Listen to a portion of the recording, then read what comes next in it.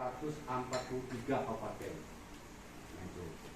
Nah, sekarang ada persyaratan harus kami lengkapi. Banyak syaratnya.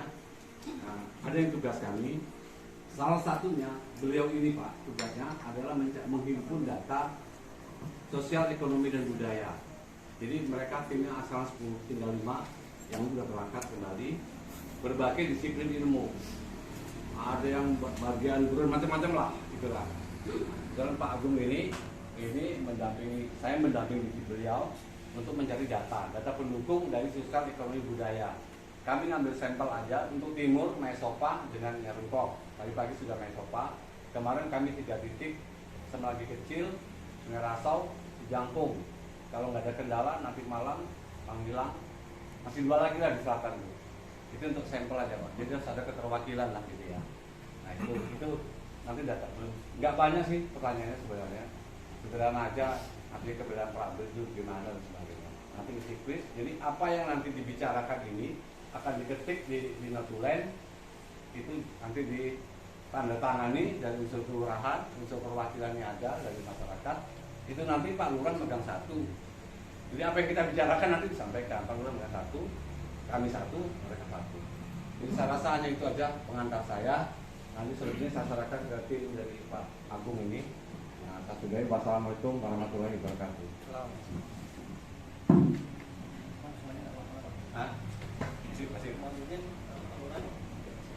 Assalamualaikum warahmatullahi wabarakatuh. Selamat siang menjelang sore. Salam sejahtera untuk kita semua. Salam hormat bapak-bapak, para dan ibu yang berkesempatan hadir. Terutama terima kasih kepada Pak Lurah yang sudah memfasilitasi kegiatan siang ini. Yang terhormat tentunya Pak Lurah,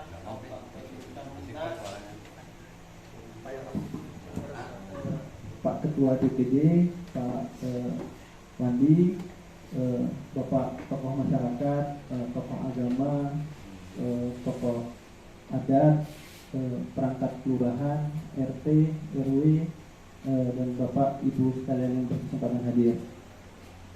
Perkenalkan Pak, kalau saya sendiri nama Agung. Kami tinggal bertiga nih Pak. Kemarin kami 10 orang Pak yang hadir mulai dari hari Sabtu Pak Wandi ya. Memenuhi undangan dari Pak Ketua DPD dan Koperasi. Dan sebelah ini notulen kita Mas Yasrin, dan ada yang di belakang Mas Kolihil. Tujuan kami Pak kesini berdasarkan undangan dari Pak Ketua DPD dan Pak Ketua Koperasi, di mana untuk DPD Apkasindo dan Ketua Koperasi ini mau punya hajat Pak. Dalam artian hajat ini sangat besar gitu. Dan kepentingannya ya untuk ke petani dan masyarakat luas Kota Singkawang ya Bapak ya. Nah, di mana mulai tahun 2022 memang juknis sama jiplaknya udah mulai terbit di tahun 2021, tapi peraturan teknisnya yang lebih detail itu mulai muncul di tahun 2022 Pak, untuk pembangunan sapras pabrik kelapa sawit yang dana dari urunan kita bersama selama ini kita menjual TBS. Jadi kalau kita hitung-hitung Pak, biaya ekspor yang dipungut oleh pemerintah, toh ujung-ujungnya yang dipotong kita petani Pak. Karena melalui pabrik kan nggak mungkin pabrik yang dipotong, pabrik membebankan ke petani itu sekitar 200 sampai 300 rupiah sebenarnya Pak per kilo. Jadi kalau harga sawit kita sekarang mungkin 1.300, harga sesungguhnya kalau nggak ada pungutan ekspor itu mungkin bisa 1.600 gitu Pak. Nah itulah urunan kita bersama yang selama ini tanpa kita sadari rupanya ada. Dan dana ini mulai dihimpun dari tahun 2015. Nah sedangkan dana ini serapannya sangat rendah Pak. Dana ini kan bersifat BLU dan tidak boleh disalurkan melalui APBN, APBD. Jadi tujuannya memang dari petani untuk petani. Itulah programnya tadi disebutkan Pak Suwandi, membangun SDM, sapras dan segala macamnya. Nah tentu untuk membangun pabrik dengan kapasitas yang direncanakan dari tim koperasi Kota Singkawang ini 30 ton per jam Pak. Tentu untuk membangun pabrik 30 ton per jam diperkirakan kita kan menghitung biaya detailnya belum nih Pak, karena kan masih ada proses tahap lahan nih.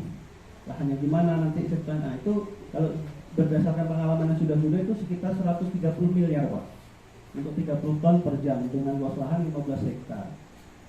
Nah tentu untuk mendapatkan dana segitu banyaknya ya Pak ya, banyak tuh menurut kami luasnya gitu tuh.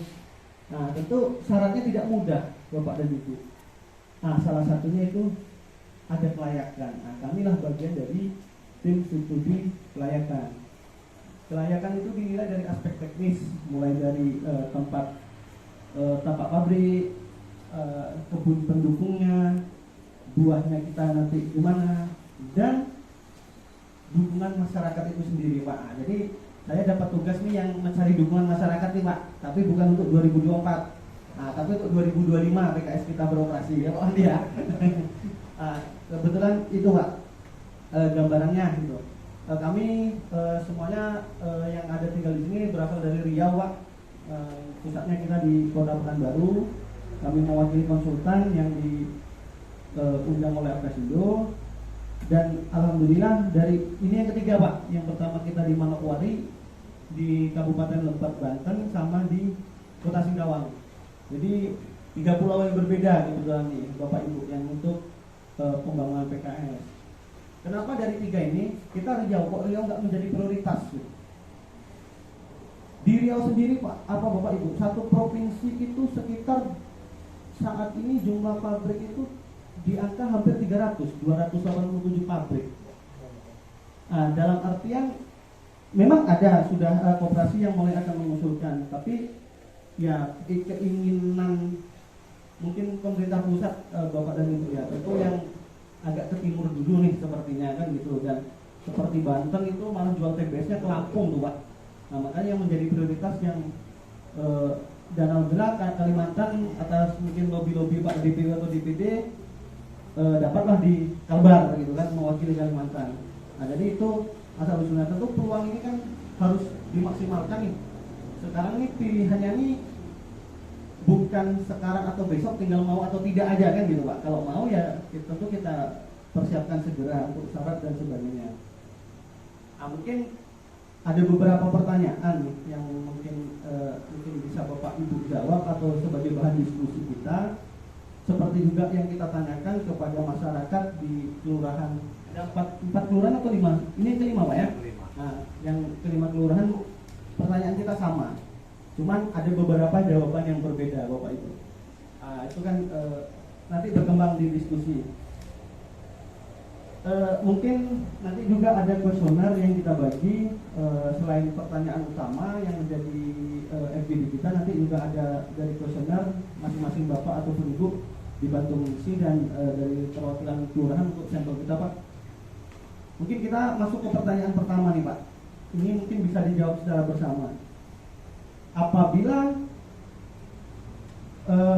koperasi mengusulkan PKS di Kota Singkawang, apakah Bapak dan Ibu setuju? Tak setuju apa ya Pak? Kalau tak setuju ubar Pak, kami pulang. Kalau tak setuju tak usah kita lanjutkan kan gitu. Ini lagi posisi gini Pak, mungkin perlu pengantar yang agak panjang. Jadi betul Pak Ketua tadi sampaikan, jadi Apkasindo ini kan organisasi non profit, tidak boleh bisnis. Nah, cuman Bapak, tapi kita ingin nih, butuh nih pabrik nih, karena mungkin kita selama ini jauh Pak ya, jualnya ya, jauh dan harganya tidak sesuai dengan ketetapan diskon. Jadi langkah Pak Wardi yang boleh itu bentuknya koperasi atau kelompok tani Pak. Jadi dibentuklah koperasi supaya kita bisa menikmati pabrik. Dalam artian kalau koperasi, tujuan undang-undang koperasi kan dari kita untuk kita dan kesejahteraan masyarakat. Nah, berarti dalam artian pabrik ini yang akan kita usulkan ini milik petani Pak. Nah jadi dari petani punya petani, dalam artian ke depan Bapak udah nggak jual TBS, nggak jual tandanan lagi nih. Harganya udah dikonversi dari harga CPO. Nah kita udah jual CPO nih Pak, kan gitu kan? Udah agak keren lah, petani kita udah naik kelas jual CPO. Nah, jadi tapi untuk mengusulkan dana ini, nah itulah tadi perlu dukungan, persetujuan masyarakat, perlu dukungan dari Bapak Ibu yang punya kebun sawit untuk menjual ke pabrik dengan kapasitas 30 ton per jam. Satu kali aja Pak, sehari itu 180 ton kalau kita 10 jam, sedangkan kita kapasitas minimum 22 jam Pak untuk beroperasi. Nah, atau Bapak masih ada yang ngambang nih dulu, mau dipertanyakan dulu, silakan. Nah. Pak, saya hormati Pak Lurah, Pak Ketua Kasindo, Pak Kasindo, Bapak bersama rombongan, Pak Babinsa, Babin Kamtipmas, dan Pak RT dan Bapak Ibu sekalian. Saya kalau ditanya menjawab setuju atau tidak, saya kan baru lihat pabriknya Pak. Kita belum melihat lebih jauh tenaga kerja dan sebagainya. Yang kita tidak inginkan kan, kalau pabrik benar-benar kita inginkan Pak, saya yakin. Inginkan Pak, ya. Berarti setuju. Saya setuju. Hanya beberapa kita harus melihat juga nanti ke depan yang bagaimana. Kita kan tidak bisa kami di sini lalu lewat saja truk sawitnya, kami tinggal nonton gitu. Kan itu yang harus kita pikirkan juga. Tapi saya yakin kalau memang benar itu dari kooperasi dari petani untuk petani dan oleh petani serta oleh petani juga. Nah, saya pikir tidaklah kita menjadi penonton, tapi kita harus buat satu kesepakatan begitu. Karena bagaimanapun ini kan kooperasi Pak. Kita bicara kooperasi ini gampang-gampang susah Pak. Tapi saya juga melihat di beberapa tempat kooperasi memang maju. Yang saya lihat itu di pusat damai yang dikelola oleh teman yang mengelola kooperasi sawit di Sanggau, Kabupaten Sanggau. Tapi ada juga kooperasi yang pelang nama. Nah, saya yakin kalau Pak Wandi sih kami tidak pernah buat kooperasi pelang nama Pak ya. Tapi kan ini kan belum tahu kita bagaimana. Jadi kita jawab ya atau tidak, saya oke, tetapi nanti kita lihat beberapa hal yang harus kita perhatikan. Kalau kita kira-kira tidak sesuai dengan apa yang kita inginkan demi kebaikan masyarakat, sekali lagi demi kebaikan masyarakat, kita tidak setuju gitu. Tapi kalau pada dasarnya pabrik itu, siapa yang tidak setuju? Ini kan menarik semua tenaga kerja, tadi ada beasiswa dan sebagainya, senang sekali. Tapi memang sebelumnya, maaf Pak ya, karena yang datang sebelumnya kan datang, ada ini, ada itu, macam-macam, semuanya bagus. Tapi lalu kita lihat seperti gunung Pak, kita lihat dari jauh bagus, kita datangi penuh dengan lembah dan jurang, batu dan sebagainya, bahkan ular besar gitu. Nah, yang saya maksud, jangan sampai ini berdiri justru menjadi konflik di masyarakat. Ya, dan benar apa yang dikatakan ya, untuk beasiswa, untuk pembangunan masyarakat itu betul kita laksanakan. Itu yang kami mau. Saya yakin semua pasti kalau ada yang seperti ini, siapa ada yang tidak mau kalau misalnya ada keluarganya yang disekolahkan, ada yang bekerja di situ, siapa yang tidak mau? Ya mungkin ya ngomong pasti semua mau gitu lah Pak, nggak usah dibandingkan dengan yang lain. Terima kasih Pak. Saya sudah pernah bertemuan tapi kan orangnya berbeda. Nah, jadi saya garis besarnya dulu. Kalau beasiswa tadi Pak, sumber dananya sama BPDPKS, tapi tidak kaitan dengan pabrik.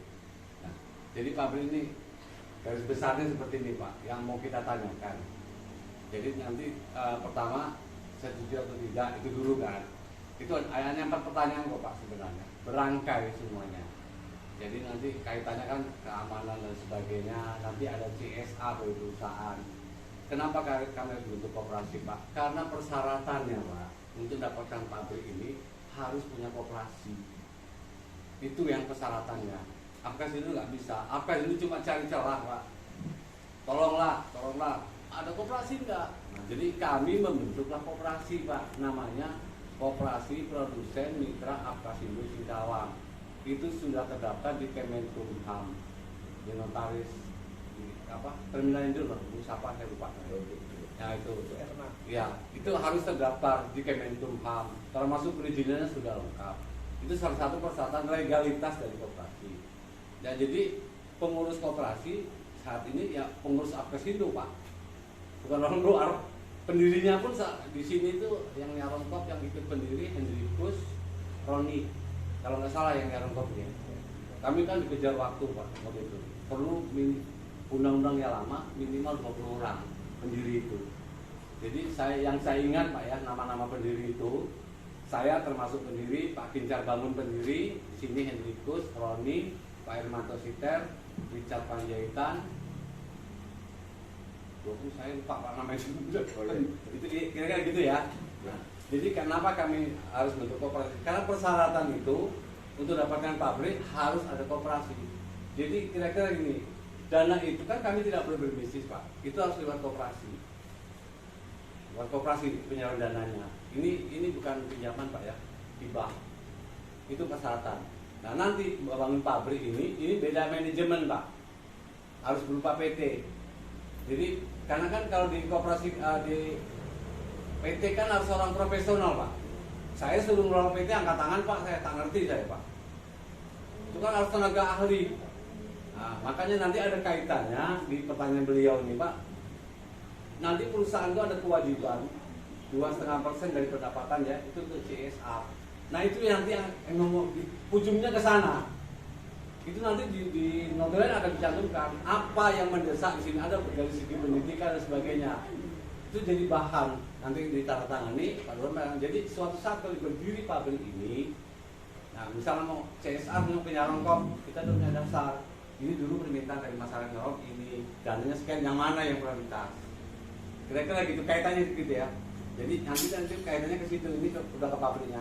Jadi kan sebelum ke sana kita minta persetujuan dulu. Karena nanti kan tetap Pak, kalau misalnya lah maaf kata ya, truk lewat gitu kan, terutama di dalam-dalam lah ya. Ya saya kan merasa punya kebun di dalam. Nah jangan sampai nanti ada gangguan. Ya itu dia. Yang paling penting bahan baku sebenarnya Pak. Karena pabrik itu tidak berjalan 2 jam sudah kerugiannya banyak. Nah jadi diharapkan nanti kan yang terutama punya kebun sawit itu, ya tentu ada komitmen menjual bahan bakunya ke pabrik kita. Karena itu sahamnya Pak punya petani. Itu pabrik kita sebenarnya. Cuma karena pengelolaannya begitu. Kalau pengurus koperasi saya pun bisa berubah Pak. Bisa ganti, tapi organisasinya kan tidak hilang Pak. Pengurus koperasi bisa ganti kan, ada masa baktinya kan. Saya pun sampai 2024 Pak. Belum tentu saya berikutnya saya. Saya malah berharap selesai saya gantian yang lebih muda Pak. Saya ingin menikmati di ruang bebas gitu. Jadi ini oknum-oknumnya bisa berganti Pak. Tapi lembaganya enggak. Karena sudah terdaftar semua. Apkesindo pun sudah terdaftar di Kesbangdimas, yang koperasi di Kemenkumham. Jadi itu gambarannya Pak. Jadi nanti yang mengelolanya itu harus yang profesional. Nanti kan ada kaitan tenaga kerja Pak. Tentu kan nanti pabrik begitu memperhitungkan tenaga kerja nggak mau. Kan siapa tenaganya? Ya tentu nanti itu yang sesuai kemampuan yang diperlukan. Nggak mungkin kalau saya diperlukan saya mau pakai mesin, mana saya ngerti mesin. Kira-kira gitu Pak ya, ini saya pengen supaya lebih terbuka. Soalnya saya kembalikan sebenarnya ini izin Pak, benar menarik nih Pak. Saya mungkin saya sampaikan kembali yang kami undang di sini tokoh agama, tokoh masyarakat, tokoh adat ya, dan Bapak Ibu RT, bahkan terbanyak perempuan juga, pemuda dan sebagainya. Memang ini kami di Kelurahan Jerokop lengkaplah unsur-unsur itu. Sebenarnya saya membantu sedikit Bapak Ibu. Jadi setelah disampaikan Pak Suwandi tadi, jadi ternyata setiap ekspor kelapa sawit kita ternyata ada hak petani di situ. Sebesar berapa tadi Pak? 200 rupiah ya?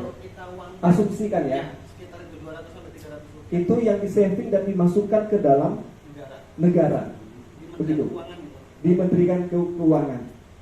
Dan itu sebenarnya menjadi hak petani. Nah pada saat ini ketika ternyata tadi disampaikan Pak Agung, ternyata setelah ini kan dari 2015 itu sekian triliun dana itu tidak diapa-apakan karena tadi bentuk dananya itu BLU. Kalau BLU namanya badan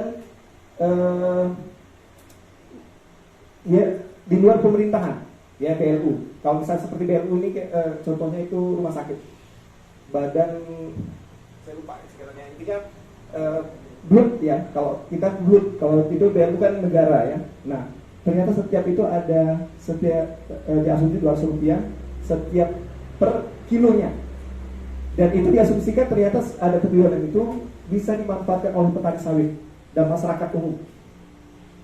Tadi fungsi ternyata dana anggaran yang disimpan di Menteri Keuangan itu, Pak, Bapak Ibu semua, ternyata bisa dimanfaatkan tadi untuk tadi beasiswa, salah satunya ya beasiswa, terus permajaan. Jadi selanjutnya tadi ada yang menarik sebenarnya Sapras ya tadi ya. Nah, Sapras. Dan itu tentu salah satunya ternyata selain itu Bapak Ibu bisa dibangun pabrik untuk petani, tidak seperti itu. Jadi yang dibangun ini bukan pabrik miliknya swasta, tapi ini adalah pabrik yang dibangun itu dari dana yang Rp200 itu yang di saving dan itu boleh dimanfaatkan untuk dibangun pabrik untuk masyarakat. Nah seperti itu. Jadi bisa Bapak Ibu punya sawit atau ini ya Bang Nambel ya Bu Rita, sawah kita jangan dibuat sawit ya. Jadi ternyata itu sangat ini. Maka kita dikumpulkan Bapak Ibu di sini untuk memberi sokongan bahasanya, memberikan dukungan ya. Maka tadi kami undang ini memang biar kita tahu ternyata ketika nanti kita ini Bapak Ibu bisa memanfaatkannya. Bahkan tadi ketika pabrik itu dibangun dengan 100 berapa miliar Pak? 130 miliar. Setelah dibangun tentu tadi dipertanyakan masalah bahan baku, tentu dari Kota Singkawang, terus masalah tenaga kerja, tentu serapannya juga bisa jadi masyarakat kelurahannya Rongkop juga kebagian. Ya, tenaga kerja dan tadi hasil keuntungan itu dari perusahaan itu ada CSR namanya, Care Responsibility Society. Nah, ya setiap corporate itu tentu akan punya kewajiban itu Pak. Nah, CSR itu bisa dimanfaatkan oleh kita semua, mengusulkan ya Bang Yus, kalau kita ada itu kan, wah ini untuk kegiatan muda kelurahannya Rongkop kita nggak kesulitan, bisa ngajukan kegiatan olahraga, kegiatan sosial masyarakat ya, seperti itu. Nah, saya membantu sedikit ini Bapak Ibu. Nah, tadi prosesnya ada koperasi, ada organisasi. Nah, Bapak Ibu dari Pak Agung, Pak Yasin, Pak Solihin ini ternyata beliau adalah salah satu tim untuk kelayakan bahasanya. Tim kelayakan, MS ya berarti ya. Nah, jadi harapannya semoga kita dengan semua unsur yang ada di Kelurahan Rongkop kita bisa membuat sebuah kesepakatan. Nah, harapannya seperti itu kan. Kesepakatan kalau tadi kan secara tersirat Pak Edi sangat setuju, siapa sih nggak mau pabrik ya Pak. Nah, ya ternyata yang perlu kita garis bawahi adalah pabrik ini bukan pabriknya swasta. Nah, itu dia. Tapi pabriknya itu milik petani sawit. Nah, begitu. Nah, silakan Pak, saya menambahkan sedikit. Ini cerita ini menarik sebenarnya. Artinya nanti bagaimana kita bersama membuat sebuah hasil dari pertemuan ini bisa memberikan dampak positif terhadap kemajuan Kota Singkawang khususnya di Kelurahan Rongkop. Demikian. Baik Pak, makasih nih Pak Lurah dan Pak. Pak, boleh Pak Pemardi? Iya udah.